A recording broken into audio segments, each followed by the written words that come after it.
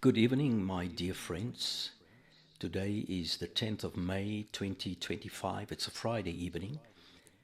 And yes, I just want to make a very short video in a last attempt to send out a word of caution, a gentle reminder to my white Afrikaner friends. I urge you to see my previous videos that are more informative than the one that I'm releasing tonight. And I will tag these videos in the description. And if you like, please page there or browse there and just briefly listen to the information that I'm communicating in those videos. So, before you pack your bags, just a last word of caution to my fellow Afrikaner friends. Don't leave. Stay and build. Now, I understand the frustration. I understand the fear, the sense that South Africa is becoming unlivable. But before you go, pause and reflect.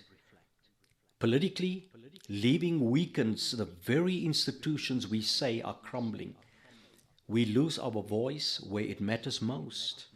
And let's be honest, many first world nations are now hostile to the very principles we hold dear. That is, our family, faith and legacy. Or these values rather. These values that we held dear is fading out in the West. So how about culture? Africa still values family, community, generational legacy. In many so-called developed nations, family values are being redefined beyond recognition. In my previous videos, some of you explained that you want a better life for your children. But do we really want to raise our children in cultures where God, truth, and family are sidelined? So what does the Bible say? God didn't promise ease, of course. He promised purpose. Now, I've said this previously. I've pointed out the scripture in many of my videos. Jeremiah 29 verse 7. Seek the peace of the city, for in its peace you will find your own. U is die sout en die lig van die aarde. You are salt and light here in Matthew 5, chapter 13 to 16. If the righteous leave, who will shine God's truth in South Africa's systems?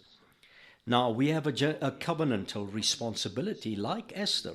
Perhaps you were born for a time such as this. Esther chapter 4 verse 14. And that is not to leave, but to intercede, to build, and to transform. Now, Afrikaners, my friends, this is still your land. Coming from a colored Afrikaner. This is still your land. Stay, rebuild, lead for the sake of your children and your children's children. I urge you to do that. I urge you to pause and reflect. God's purpose is still in South Africa. Leaving for the West may cost more than you realize. Now, is the grass really greener on the other side? The West is losing its soul. Don't trade Africa's values for Western values. This comes from my heart to your heart. You are more than victims. You are more than conquerors. Afrikaner culture has survived war, marginalization, and political defeat. Don't let fear erase centuries of heritage. Reshape it instead. A new legacy is possible. The world respects nations that reconcile and rebuild. Afrikaners can model what it looks like to live with humility, dignity, and peace right here in Africa. Now, interdependence is the future. The only sustainable path is co-building a new South African identity with all racial groups.